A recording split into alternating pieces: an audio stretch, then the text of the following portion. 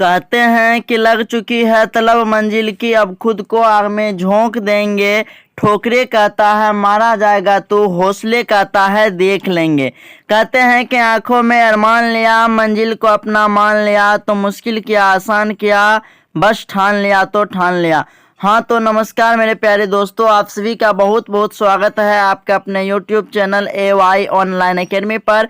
आज के इस वीडियो में हम बिहार मैट्रिक परीक्षा 2024 के लिए सोशल साइंस सामाजिक विज्ञान के 5 लघु उत्तरीय प्रश्न को देखेंगे जो आपके एग्जाम में बार बार पूछे जाते हैं। तो वीडियो को स्टार्ट करते हैं। और वीडियो स्टार्ट करने से पहले अगर आप हमारे चैनल को अभी तक सब्सक्राइब नहीं किया है तो प्लीज़ चैनल को जो है सब्सक्राइब कर लीजिए और बेल आइकन घंटी को दबा करके ऑल नोटिफिकेशन पर क्लिक कर लीजिए। तो चलिए स्टार्ट करते हैं। आपका पहला प्रश्न है कि यूरोपीय इतिहास में जो है घेटो का क्या अर्थ है। यह देखिए 2015 के फाइनल परीक्षा में ये जो है पूछा गया है। तो चलिए इसके उत्तर हो जाएगा आपका घेटो शब्द का व्यवहार जो है वह मूलतः मध्यकालीन यूरोपीय शहरों में जो है यहूदियों की बस्ती के लिए किया गया, ठीक। परंतु वर्तमान संदर्भ में यह विशेष धर्म, प्रजाति, जाति या सामान्य पहचान वाले लोगों के एक साथ रहने वाले स्थान को जो है यह इंगित करता है। तो आई होप कि आपको ये प्रश्न का उत्तर जो है समझ में आ गया होगा, है ना।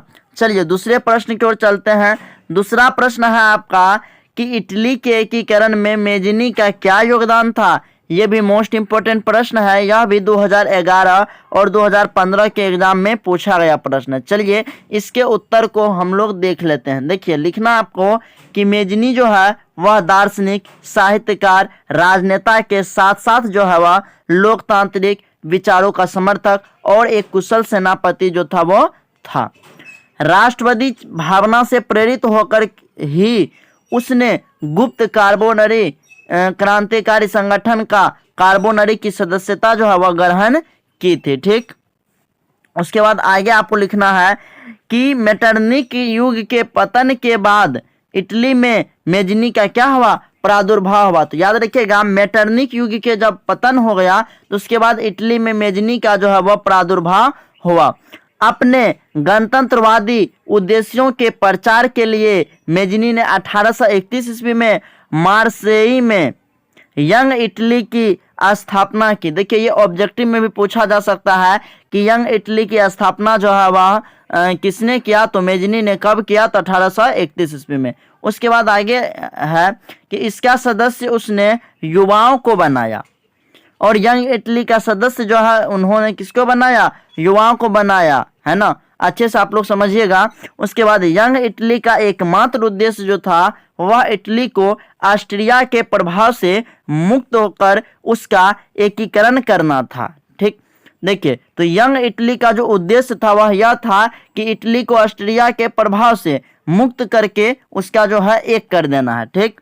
उसने जनता जनार्दन तथा इटली का नारा जो है बुलंद किया। उसके बाद आगे कि उग्र राष्ट्रवादी विचारों के कारण जो है मेजनी को निर्वासित होकर के इंग्लैंड जाना पड़ा और वहां से भी उसने अपनी रचनाओं द्वारा इटली के स्वाधीनता संग्राम को प्रेरित करना चाहा। मेजनी को इटली के एकीकरण का पैगंबर कहा जाता है। तो याद रखिएगा मेजनी को इटली के एकीकरण के क्या कहा जाता है, पैगंबर कहा जाता है। तो इस बस इतना ही उत्तर जो है इस प्रश्न का आपको लिखना है। 2 नंबर आराम से आपको जो है वो मिल जाएगा। अगर 5 नंबर में भी पूछता है तो आप ऐसे लिख सकते हैं। उसके बाद आपका तीसरा प्रश्न है कि इटली जर्मनी के एकीकरण में ऑस्ट्रिया की भूमिका क्या थी। यह भी मोस्ट इंपोर्टेंट प्रश्न है। यह भी 2012 और 13-15 के एग्जाम में पूछा गया है। तो चलिए इसके उत्तर को हम लोग देख लेते हैं कि इटली जर्मनी का एकीकरण ऑस्ट्रिया की शर्त पर हुआ, ठीक। क्योंकि इटली एवं जर्मनी के प्रांतों पर ऑस्ट्रिया का आधिपत्य तथा हस्तक्षेप था। तो ऐसा क्यों, कि ऐसा इसलिए क्योंकि इटली एवं जर्मनी के प्रांत पर जो था वह ऑस्ट्रिया का आधिपत्य था। ऑस्ट्रिया को इटली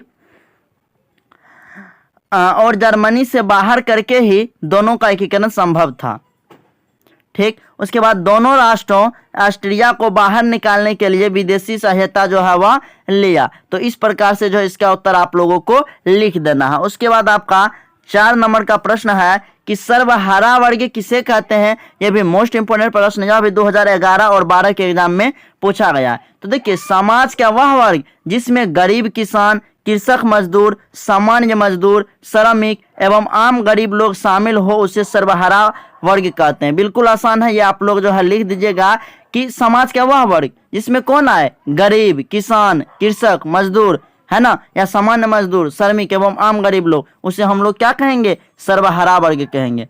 उसके बाद लास्ट प्रश्न है आपका कि संसाधन को परिभाषित कीजिए। यह भी मोस्ट इंपोर्टेंट प्रश्न 2015 और 19 के एग्जाम में भी यह पूछा गया था। चलिए अब इसके उत्तर को हम लोग देख लेते हैं। संसाधन सीधा समझिए कि जिसका हम उपयोग करते हैं उसको हम संसाधन कहते हैं। वह कोई भी वस्तु हो उसे हम संसाधन कहेंगे जिसका हम लोग उपयोग करते हैं। चलिए अब इसके उत्तर को देख लेते हैं एक बार। मानव के उपयोग में आने वाली सभी वस्तुएं क्या है, संसाधन है। संसाधन का अर्थ जो है जिम्मरवेन के अनुसार संसाधन होते नहीं बनते हैं। यह भी मोस्ट इंपोर्टेंट प्रश्न ऑब्जेक्टिव में पूछा जाता है कि संसाधन होते नहीं बनते हैं, किसका कथन है, तो जिम्मरमैन का। ये आपको सब्जेक्टिव में भी लिख दीजिएगा तो कोई बात नहीं, आपको अच्छे से नंबर जो है वो मिल जाएगा। संसाधन भौतिक एवं जैविक दोनों हो सकते हैं, याद रखिएगा, संसाधन जो है भौतिक और जैविक दोनों हो सकते हैं। भूमि, मृदा, जल, खनिज जैसे भौतिक संसाधन मानवीय आकांक्षाओं की पूर्ति जो है वह संसाधन बन जाते हैं। जैविक संसाधन वनस्पति, वन्य जीव तथा जलीय जीव जो मानवीय जीवन को क्या करते हैं, सुखमय बनाते हैं। बस इतना उत्तर जो है आपको इसमें लिख देना है, आपको 2 नंबर आराम से जो है वो मिल जाएगा। तो आई होप कि आपको ये वीडियो बहुत ही अच्छी और बहुत ही हेल्पफुल लगी होगी। अगर आपको वीडियो थोड़ी सी भी अच्छी और हेल्पफुल लगी तो प्लीज़ वीडियो को लाइक, शेयर और कमेंट जरूर कीजिएगा। साथ ही आपने अभी तक हमारे चैनल को सब्सक्राइब नहीं किया है तो प्लीज़ चैनल को जो है सब्सक्राइब कर लीजिए। तो जय हिंद, मिलते हैं आपसे नेक्स्ट वीडियो में, तब तक के लिए बाय।